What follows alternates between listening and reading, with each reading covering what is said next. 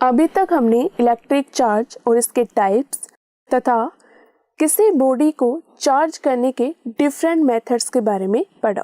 अब हम electric charge की कुछ बेसिक प्रॉपर्टीज के बारे में स्टडी करेंगे, जिनमें सबसे पहली है additivity of charges, second property है चार्ज कंजर्वेशन और थर्ड प्रॉपर्टी है क्वांटाइजेशन। अब देखते हैं कि एडिटिविटी ऑफ चार्जेस से क्या मतलब है। यदि किसी सिस्टम में n चार्जेज हैं Q1, Q2, Q3 up to Qn, तो इस सिस्टम का टोटल चार्ज इन सभी चार्जेज का सम होगा, यानी कि Q1 plus Q2 plus Q3 up to Qn। इन सभी चार्जेज का सम करते समय हम इनको प्रॉपर साइन के साथ रखते हैं। इसका क्या मतलब है, चलिए इसे एक एग्जाम्पल के थ्रू समझते हैं।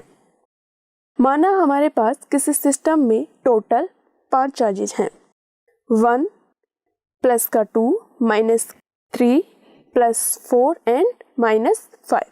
तो इस सिस्टम का टोटल चार्ज इन सब का सम होगा और ये होगा 1 प्लस 2 माइनस 3 प्लस 4 माइनस 5 और ये आएगा -1 यूनिट। अब हम सेकेंड प्रॉपर्टी चार्ज कंजर्वेशन के बारे में देखते हैं।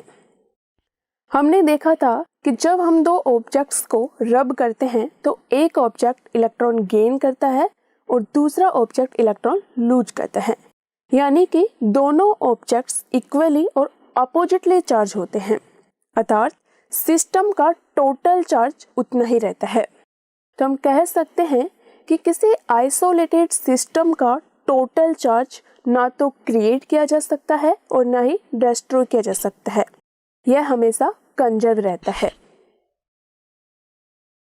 अब थर्ड प्रॉपर्टी क्वांटाइजेशन के बारे में देखते हैं। क्वांटाइजेशन से मीनिंग है कि all free charges are integral multiples of a basic unit of charge, and इस बेसिक यूनिट ऑफ चार्ज को हम स्मॉल e से डिनोट करते हैं। इस प्रकार यदि किसी बॉडी पर स्मॉल q चार्ज है तो हम लिख सकते हैं कि q बराबर ne, जहाँ पर n कोई इंटीजर है, तथा ये बेसिक यूनिट ऑफ चार्ज किसी इलेक्ट्रॉन या प्रोटॉन पर जो चार्ज होता है उसके बराबर होता है, यानी कि इसका मान होगा 1.6 इंटू 10⁻⁻19 कूलम। चार्ज की ऐसा यूनिट कूलम होती है और इसे हम कैपिटल C से डिनोट करते हैं। अब हम बेसिक प्रॉपर्टीज से रिलेटेड कुछ क्वेश्चन सॉल्व करते हैं। First question is a conductor has 14.4 into 10⁻⁻19 coulomb positive charge, then the conductor has option A 9 electrons in excess, option B 27 electrons in excess, option C 9 electrons in short, option D is 27 electron in shorts. Now pause the video and take 5 minutes to solve this question.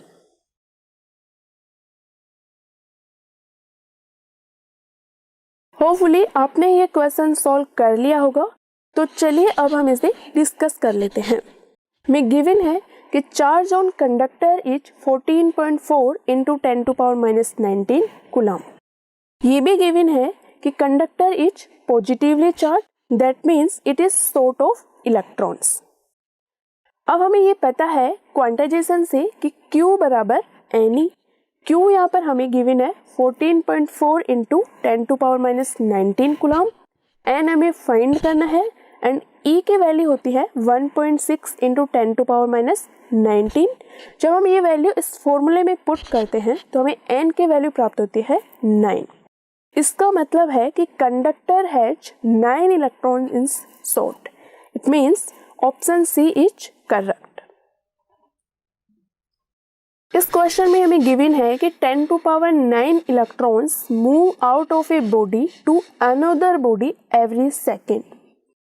Then how much time is required to get a total charge of 1 coulomb on the other body?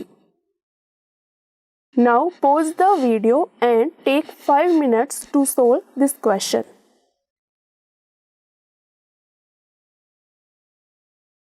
तो आपने ये question solve कर लिया होगा, तो चलिए अब हम इसे डिस्कस कर लेते हैं। 1 सेकेंड में जो चार्ज ट्रांसफर किया जाएगा वो होगा 10⁹ into charge of 1 electron. It means 10⁹ into 1.6 into 10⁻⁻19 coulomb, और ये सोल्व करने पर आएगा 1.6 इंटू 10⁻⁻10 कूलम। अब 1 कूलम चार्ज एक्यूमुलेट करने में जो टाइम आएगा वो होगा 1 coulomb upon 1.6 into 10⁻⁻10 coulomb per second. जब हम इसे सोल्व करेंगे तो ये आएगा 6.25 इंटू 10⁹ सेकेंड। अब यदि हम सेकेंड को ईयर्स में चेंज करें तो ये आएगा 198 ईयर्स। इसका मतलब है कि अनदर बॉडी पर 1 कूलम चार्ज एक्यूमुलेट करने में हमें 198 ईयर्स का टाइम चाहिए होगा।